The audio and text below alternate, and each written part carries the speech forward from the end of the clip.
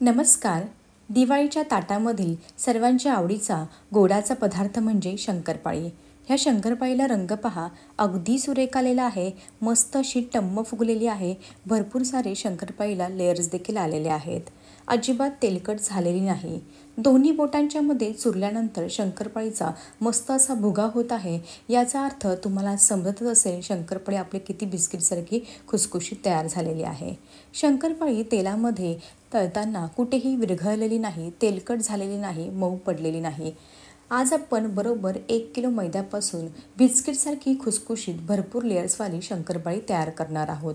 अशी परफेक्ट शंकरपाळी तयार करण्यासाठी मैद्याच्या प्रमाणामध्ये तुपाचं योग्य प्रमाण किती घ्यायचं, शंकरपाळीसाठी पीठ कसं भिजवून घ्यायचं, शंकरपाळी तळताना काय काय गोष्टी लक्षात ठेवायच्या, शंकरपाळी मऊ पडू नये, तेलकट होऊ नये, तेलामध्ये विरघळू नये, यासाठी मी व्हिडिओमध्ये भरपूर साऱ्या बारीक टिप्स सांगितलेल्या आहेत. त्यामुळे व्हिडिओ शेवटपर्यंत जरूर पहा. जर तुम्ही यावर्षी दिवाळीला मी सांगितलेल्या पद्धतीने शंकरपाळी बनवली तर तुमची शंकरपाळी 100% काय 500% बिस्किटसारखी खुसखुशीतच तयार होणार आहे. शंकरपाळीला भरपूर लेयर्स येण्यासाठी मी व्हिडिओमध्ये खास टिप्स देखील सांगितलेल्या आहेत. चला तर वेळ न घालवता रेसिपीला सुरुवात करूयात. रेसिपी आवडली तर चॅनलला जरूर सबस्क्राईब करा. त्यासोबतच बेल आयकॉन देखील प्रेस करा. अगदी निःशुल्क आहे. आज आपण बरोबर 1 किलो मैद्यापासून खुसखुशीत तोंडात टाकताच विरघळणारे भरपूर लेयर्स असणारी शंकरपाळी तयार करणार आहोत. त्यासाठी मी या ठिकाणी 1 किलो मैद्याचं पॅकेट घेतलेलं आहे. आता हे घेतलेलं मैद्याचं पॅकेट फोडून घ्यायचं आहे आणि एका मोठ्या भांड्यामध्ये काढून घ्यायचं आहे. हे पहा, अशा प्रकारे संपूर्ण 1 किलो मैदा मी एका मोठ्या भांड्यामध्ये काढून घेतलेला आहे. आता या वाटीने आपल्याला शंकरपाळीसाठी लागणारं सर्व साहित्य पुढे मोजून घ्यायचं आहे. तुम्ही तुमच्या घरातील कोणतीही एखादी वाटी हे सर्व साहित्य मोजण्यासाठी सेट करू शकता. चला तर सुरुवातीला आपण मैदा मोजून घेऊयात. मैदा वाटीमध्ये भरताना एकदम हलक्या हाताने न भरता हलक्या हाताने थोडासा दाबून भरायचा आहे.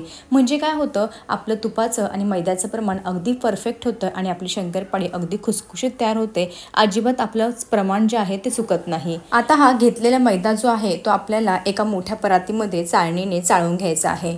कारण दुकानामधला मैदा हा पॅकिंगचा असतो, तर कधी पॅकिंग केलेला आपल्याला माहीत नसतो. त्याला काही अळी किंवा जाळी लागलेली असेल तर ती निघून जाते. त्यामुळे लक्षात ठेवा, असं मैदा चाळणीने सर्वप्रथम चाळूनच घ्यायचा आहे. या प्रकारे घेतलेला 1 वाटी मैदा स्वच्छ असा चाळून घेतलेला आहे. आता ह्याच पद्धतीने उरलेला सर्व मैदा सर्वप्रथम वाटीने मोजून घ्यायचा आणि त्यानंतरच चाळून घ्यायचा आहे. अशा पद्धतीने बरोबर माझा या ठिकाणी 4 वाटी मैदा भरलेला आहे. तुम्ही तुमच्या घरातील कोणतीही एखादी वाटी सेट करू शकता. अगदी त्याच वाटीने तुम्ही 1 किलो मैदा 4 वाटी भरेल असं प्रमाण घ्या आणि पुढचं सर्व माप त्याच वाटीने मोजून घ्या. तुमची शंकरपाळी अगदी खुसखुशीत तयार होणार आहे, अजिबात बिघडणार नाही. 1 किलो मैदा 4 वाटीमध्ये माझा या ठिकाणी भरलेला आहे. हे पहा, अशा प्रकारे 4 वाटी मैदा मी चाळणीने स्वच्छ असं चाळून घेतलेला आहे. आता या स्वच्छ चाळून घेतलेल्या 1 किलो मैद्यामध्ये अर्धा चमचा वेलची पावडर घालायची आहे आणि अगदी चिमूटभर मीठ घालायचं आहे. कोणत्याही गोडाच्या पदार्थामध्ये थोडंसं मीठ घातलं की त्याची चव आणखी वाढते. आता ही घातलेली वेलची पावडर आणि मीठ अगदी व्यवस्थित मैद्यामध्ये मिक्स करून घेऊयात, एकजीव करून घेऊयात. आता आपण हा स्वच्छ चाळून घेतलेला मैदा साईडला ठेवून देऊयात. तोपर्यंत आपण शंकरपाळीचं पीठ भिजवण्यासाठी लागणारे मिश्रण तयार करून घेऊयात. आता आपण दूध आणि पिठी साखरेचे मिश्रण तयार करून घेणार आहोत. त्यासाठी गॅसवरती एक सॉसपॅन ठेवलेला आहे. पॅनमध्ये ज्या वाटीने मैदा मोजून घेतला अगदी त्याच वाटीने 1 वाटी पिठी साखर घालायची आहे. आता लगेचच 1 वाटी आपल्याला या ठिकाणी दूध देखील घालून घ्यायचं आहे. दूध कच्चंच न घालता सुरुवातीला आपल्याला चांगलं तापवून घ्यायचं आहे. तुम्ही या ठिकाणी दुधाच्या ऐवजी पाणीसुद्धा वापरू शकता. पण दुधामध्ये केलेली शंकरपाळी खायला अजूनच छान लागते. त्यामुळे मी या ठिकाणी दूध वापरलेलं आहे.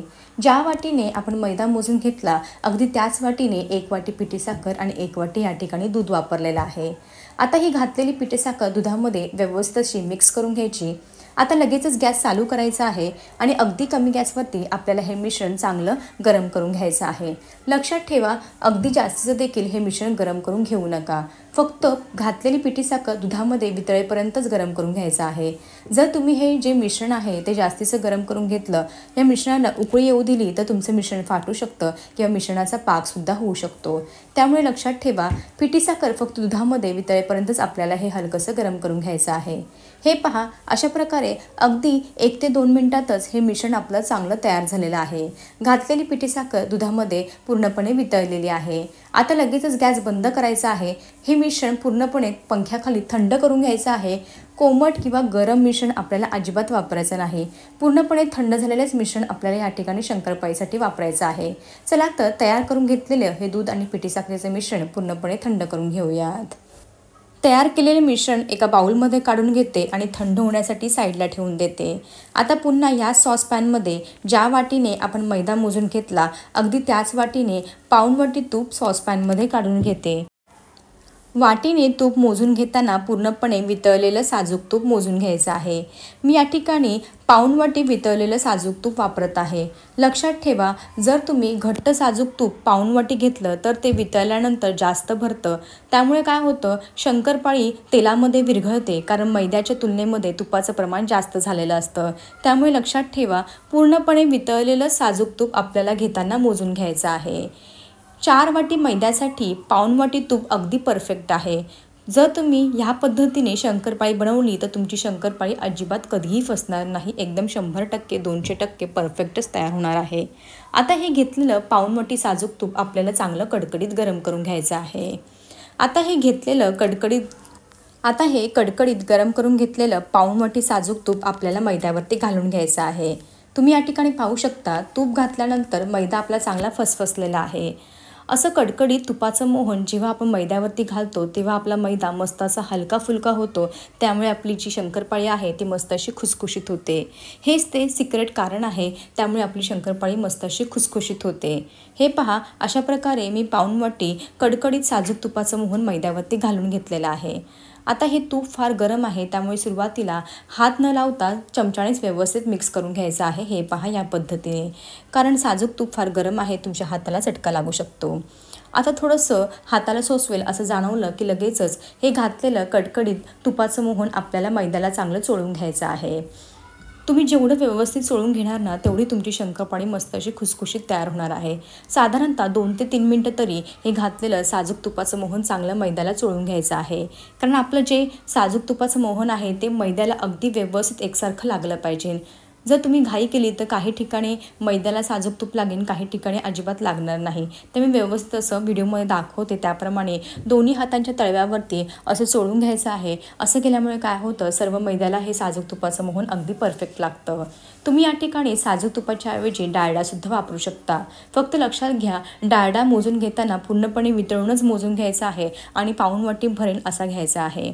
हे पहा, अशा प्रकारे घातलेलं कडकडीत पाऊण वाटी साजूक तुपाचं मोहन मी मैद्याला चांगलं असं दोन्ही हाताने चोळून घेतलेलं आहे. साधारणतः मला ह्या ठिकाणी 2 ते 3 मिनटं लागलेली आहेत. तुम्ही आता या ठिकाणी पाहू शकता, असं हे मिश्रण मुठीत घेऊन दाबल्यानंतर मस्त असा गोळा तयार होतोय. याचा अर्थ आपण घातलेलं साजूक तुपाचं मोहन अगदी परफेक्ट आहे. आता आपण शंकरपाळीसाठी लागणारे पीठ मळून घेणार आहोत. सुरुवातीला आपण जे दूध आणि पिठी साखरेचं मिश्रण तयार करून घेतलं होतं ते मिश्रण पूर्णपणे मी पंख्याखाली थंड करून घेतलेलं आहे. थंड झाल्यानंतरच हे मिश्रण वापरायचं आहे. आता हे थोडं थोडं करून आपल्याला मिश्रण घालायचं आहे आणि मस्त असं शंकरपाळीसाठी लागणारं पीठ भिजवून घ्यायचं आहे, मळून घ्यायचं आहे. हे पहा या पद्धतीने. एकदम लगेच जास्त हे मिश्रण घालू नका, लागेल तसं थोडं थोडं घाला, जेणेकरून तुम्हाला अंदाज येईल. लक्षात ठेवा, मैद्याच्या तुलनेमध्ये साजूक तुपाचं प्रमाण योग्य घेणं अगदी गरजेचं आहे. जर तुमचं साजूक तुपाचं प्रमाण जास्त झालं तर तुमची जी शंकरपाळी आहे ती तेलात घातल्यावरती विरघळू शकते, मऊ पडू शकते, भरपूर तेल पिते, अजिबात खुसखुशीत होत नाही. आणि जर तुपाचं प्रमाण मैद्यापेक्षा कमी झालं तर काय होतं, आपली शंकरपाळी खुसखुशीत न होता खूपच कडक बनते. त्यामुळे मैद्याच्या तुलनेमध्ये साजूक तुपाचं प्रमाण अगदी परफेक्ट घेणं फार गरजेचं आहे. चला तर हे तयार करून घेतलेलं साखर आणि दुधाचं मिश्रण जे आहे व्यवस्थित असं आपण थोडं थोडं घालून आपल्याला शंकरपाळीसाठी लागणारं पीठ भिजवून घ्यायचं आहे. आता आपल्याला हे शंकरपाळीचं पीठ मध्यम असं घट्ट मळून घ्यायचं आहे. बरेच लोक काय करतात, अगदी दगडासारखं कडक मळून घेतात. असं केल्यामुळे काय होतं, आपण हे जे पीठ आहे शंकरपाळीचं ते मळून घेतल्यानंतर पुढे साधारणतः अर्धा तास भिजण्यासाठी सुद्धा ठेवणार आहोत. भिजल्यामुळे ते आणखी कडक होतं, त्यामुळे शंकरपाळी लाटताना खूप हात दुखतात. तर असं अजिबात करायचं नाही, मध्यम घट्ट मळून घ्यायचं आहे, कारण हे भिजल्यानंतर आणखी थोडंसं घट्ट होणार आहे. चला तर लागेल तसं अगदी थोडं थोडं हे मिश्रण घालून मस्त असं शंकरपाळीसाठी लागणारं पीठ भिजवून घ्यायचं आहे। अगदीच एकदम देखील सैलसर किंवा पातळ हे पीठ मळून घ्यायचं नाही। जर तुम्ही खूपच पातळ किंवा सैलसर पीठ जर मळून घेतलं तर तुमची शंकरपाळी तेलामध्ये विरघळू शकते। त्यामुळे लक्षात ठेवा, व्हिडिओमध्ये मी पुढे दाखवेल की कसं पीठ मळायचं, अगदी त्याचप्रमाणे मध्यम घट्ट असं हे पीठ मळून घ्यायचं आहे। हे पहा, अशा प्रकारे शंकरपाळीसाठी लागणारं पीठ अगदी मस्त असं मी भिजवून घेतलेलं आहे। तयार केलेलं दूध आणि पिठी साखरेचं मिश्रण मला या ठिकाणी मळण्यासाठी संपूर्ण लागलेलं आहे। फक्त आपला पोहे खाण्याचा जो चमचा असतो त्या चमच्याने फक्त 5 ते 6 चमचेच आपल्या या ठिकाणी दूध आणि पिठी साखरेचं मिश्रण उरलेलं आहे। बाकी सर्व मिश्रण हे पीठ मी भिजवण्यासाठी वापरलेलं आहे। तुम्हाला थोडंफार कमी जास्त सुद्धा लागू शकतं। तुम्ही या ठिकाणी व्हिडिओमध्ये पाहू शकता, अगदी ह्याच पद्धतीने पीठ आपलं भिजवून घ्यायचं आहे। किती घट्ट आहे ते पहा, अगदी त्याच पद्धतीने भिजवून घ्या। अगदी ह्यापेक्षा जास्तीचं घट्ट किंवा ह्यापेक्षा जास्तीचं नरम पीठ भिजवून घेऊ नका। तुम्हाला या ठिकाणी समजतच असेल, अगदी त्याच पद्धतीने आपल्याला हे पीठ भिजवून घ्यायचं आहे। जर अगदीच कडक मळून घेतलं ना तर ते भिजल्यानंतर आणखी कडक होतं, त्यामुळे शंकरपाळी लाटताना खूप त्रास होतो। हे पहा, तुम्हाला मी दाखवते थोडंसं पीठ घेऊन किती नरम आहे ते। अगदी ह्याच पद्धतीने तुम्हाला देखील पीठ भिजवून घ्यायचं आहे। आता हे मळून घेतलेलं शंकरपाळीचे पीठ साधारणतः अर्धा तास तरी आपल्याला भिजवायला साईडला ठेवून द्यायचं आहे। असं केल्यामुळे काय होतं, सर्व जिन्नस मस्त असे मिळून येतात, छान असे भिजले जातात, त्यामुळे शंकरपाळी मस्त अशी खुसखुशीत तयार होते आणि भरपूर सारे शंकरपाळीला लेयर्स देखील येतात। चला तर आता हे पीठ मी चांगलं झाकून ठेवते, अर्धा तास रेस्ट करायला साईडला ठेवून देते। या ठिकाणी अर्धा तास झालेला आहे। आपलं हे शंकरपाळीचं पीठ मस्त असं भिजलं गेलं आहे। आता पुन्हा परातीमध्ये काढून घ्यायचं आहे आणि 1-2 मिनिटं चांगलं असं मळून घ्यायचं आहे। हे शंकरपाळीचं पीठ भिजल्यामुळे आणखी थोडंसं घट्ट झालेलं आहे, पण आपल्याला अगदी ह्याच पद्धतीचं पीठ हवं आहे। यापेक्षा जास्तीचं घट्ट देखील नाही आणि यापेक्षा जास्तीचं नरम देखील नाही। जर तुम्हाला खूपच घट्ट वाटत असेल ना तर आपलं जे सुरुवातीला 4-5 चमचे दूध आणि पिठी साखरेचे मिश्रण उरलं आहे ते थोडंसं मिश्रण ह्याला लावून तुम्ही हे थोडंसं ॲडजस्ट करून घेऊ शकता। पण मला या ठिकाणी मिश्रणाची आवश्यकता वाटत नाही। अगदी परफेक्ट असं शंकरपाळीसाठी लागणारे पीठ आपलं तयार आहे। आता असं थोडा थोडा मिश्रणाचा गोळा घ्यायचा आहे, मस्त असं आकार द्यायचा आहे त्याला आणि छान अशी मध्यम आकाराची पोळी लाटून घ्यायची आहे। हे पहा, अशा प्रकारे मळून घेतलेल्या पिठापैकी थोडेसे मिश्रण घेऊन मस्त असं याचा गोलाकार उंडा तयार करून घेतलेला आहे। हे मिश्रणाला थोडेफार क्रॅकच असतात, अगदी ह्याच पद्धतीचं आपल्याला शंकरपाळीचं पीठ हवं आहे। आता मध्यम आकाराची मस्त अशी पोळी लाटून घेणार आहे। हे पहा, या पद्धतीने तुम्हाला या ठिकाणी समजतच असेल की मला ही पोळी लाटताना जरासुद्धा हात दुखत नाहीये। अगदी मी हलक्या हाताने ही मस्त अशी पोळी लाटून घेत आहे। हे पहा, अशा प्रकारे मध्यम आकाराची पोळी लाटून झाल्यानंतर व्हिडिओमध्ये दाखवते त्याप्रमाणे ही पोळी मस्त अशी फोल्ड करत जायची आहे। हे पहा, या पद्धतीने अशी पोळी फोल्ड करायची आहे, व्हिडिओमध्ये दाखवते त्याप्रमाणे। असं केल्यामुळे काय होतं, आपली शंकरपाळीला भरपूर सारे लेयर्स येतात आणि खारीसारखी मस्त अशी खुसखुशीत शंकरपाळी तयार होते। हीच ती दुसरी सिक्रेट टिप आहे, त्यामुळे तुमची शंकरपाळी आहे ती भरपूर सारे लेयर्सवाली तयार होणार आहे आणि खारीसारखी खुसखुशीत तयार होणार आहे। हे पहा, अशा पद्धतीने मी मध्यम आकाराची लाटून घेतलेली पोळी फोल्ड करून घेतलेली आहे। आता ही पोळी जी आहे पुन्हा आपल्याला लाटून घ्यायची आहे। हे पहा, या पद्धतीने। आता शंकरपाळीसाठी ही पोळी जास्त देखील एकदम पातळ लाटायची नाही, थोडीशी जाडच लाटून घ्यायची आहे, त्यामुळे सुद्धा शंकरपाळी मस्त अशी खुसखुशीत तयार होते। चला तर ह्या पद्धतीने मस्त अशी आपण ही पोळी लाटून घेऊया। हे पहा, या पद्धतीने फोल्ड करून घेतलेली पोळी सुद्धा मी अगदी मध्यम जाडीची लाटून घेतलेली आहे। तुम्ही या ठिकाणी या पोळीची जाडी पहा, अगदी ह्याच पद्धतीने तुम्हाला देखील लाटून घ्यायची आहे। आता ही लाटून घेतलेली पोळी आपल्याला कट करून घ्यायची आहे। चौकोनी शेपमध्ये कट करून घ्या, ज्या कडा आहेत त्या कट करून घ्यायच्या आहेत। मी या ठिकाणी कटरच्या मदतीने कट करून घेत आहे, तुम्ही सुरीच्या मदतीने सुद्धा कट करून घेऊ शकता। हे पहा, अशा प्रकारे चौकोनी शेपमध्ये कटरच्या मदतीने मी कडा कट करून घेतलेल्या आहेत। तुम्ही पुन्हा एकदा ही पोळी किती जाड लाटून घेतलेली आहे ते पाहून घ्या, म्हणजे तुमच्या लक्षात येईल आणि तुमची पोळी लाटताना जरासुद्धा चूक होणार नाही। आता चौकोनी शेपमध्ये कटरच्या मदतीने मी या शंकरपाळ्या कट करून घेणार आहे। तुम्ही त्रिकोणी शेपमध्ये सुद्धा कट करून घेऊ शकता तुमच्या आवडीनुसार। हे पहा, या पद्धतीने मी मस्त अशा चौकोनी शेपमध्ये शंकरपाळ्या कटरच्या मदतीने कट करून घेतलेल्या आहेत। आता कलथ्याच्या मदतीने या शंकरपाळ्या ज्या आहेत त्या पोलपाटापासून आपण मोकळ्या करून घेऊयात। हे पहा, अजिबात आपली शंकरपाळी पोलपाटाला कुठेही चिटकलेली नाही, मस्त अशी निघत आहे। परफेक्ट मस्त अशी आपली शंकरपाळी मी कट करून घेतलेली आहे। आता ही जी शंकरपाळी आहे ती एका ताटामध्ये काढून घेऊयात। याच पद्धतीने तुम्हाला मी अजून एका पोळीच्या शंकरपाळ्या तयार करून दाखवते। या शंकरपाळ्या करायला फार सोप्या आहेत।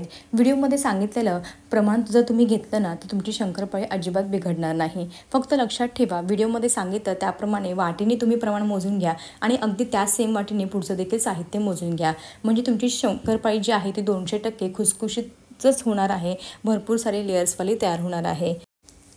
व्हिडिओमध्ये दाखवले त्याप्रमाणे लाटून घेतलेली पोळी जर फोल्ड करून शंकरपाळ्या तयार केल्या तर शंकरपाळीला भरपूर सारे लेयर्स येतात आणि मस्त अशी खारीसारखी बिस्किटांसारखी खुसखुशीत तयार होते। हे पहा, अशा पद्धतीने लाटून घेतलेली दुसरी पोळी देखील मी मस्त अशी कट करून घेतलेली आहे। हे पहा या पद्धतीने। चला तर ह्याच पद्धतीने काही शंकरपाळ्या मी कट करून घेते आणि लगेचच तळायला घेते। तुम्ही सर्व पिठाच्या शंकरपाळ्या एकदम तयार करून नंतर तळायला घेतल्या तरी सुद्धा चालेल, पण मी या ठिकाणी अर्ध्या पिठाच्या शंकरपाळ्या तयार करून घेते आणि लगेचच तळायला घेते। हे पहा, अशा प्रकारे मळून घेतलेल्या पिठापैकी अर्ध्या पिठाच्या शंकरपाळ्या मी कट करून घेतलेल्या आहेत। आता आपण लगेचच तळायला घेऊयात। आता शंकरपाळी तळायला घेताना काही 1-2 गोष्टी लक्षात घ्यायला पाहिजे। शंकरपाळी तळताना नेहमी तेल मध्यम गरम असलं पाहिजे। जर तुम्ही जास्तीचं तेल गरम करून घेतलं तर शंकरपाळी तेलात घातल्या जळू शकते आणि एकदमच कमी तेल गरम करून घेतलं तर शंकरपाळी तेलामध्ये विरघळते। त्यामुळे लक्षात ठेवा, मध्यम तेल गरम करून घ्यायचं आहे। आता झाऱ्याच्या मदतीने थोड्या शंकरपाळ्या झाऱ्यावरती घालायच्या आणि तेलामध्ये हळूवारपणे सोडून घ्यायच्या आहेत। तुम्हाला या शंकरपाळ्या झाऱ्यावरती एकमेकांना फार चिटकलेल्या दिसत असतील, पण या शंकरपाळ्या तेलामध्ये घातल्यावरती आपोआप एकमेकांपासून सुट्ट्या होतात। आता सुरुवातीचे 5-6 सेकंद तरी शंकरपाळी आपल्याला अजिबात हलवायची नाही। अजिबात या शंकरपाळीला चमचा किंवा कलथा लावायचा नाही। थोडीशी शंकरपाळी चमच्याला कडक जाणवली की शंकरपाळी हलवून घ्यायची आहे आणि एकसारखी तळून घ्यायची आहे। एकदा का शंकरपाळी तेलामध्ये घातली ना की गॅसची फ्लेम अगदी कमी ठेवायची आहे।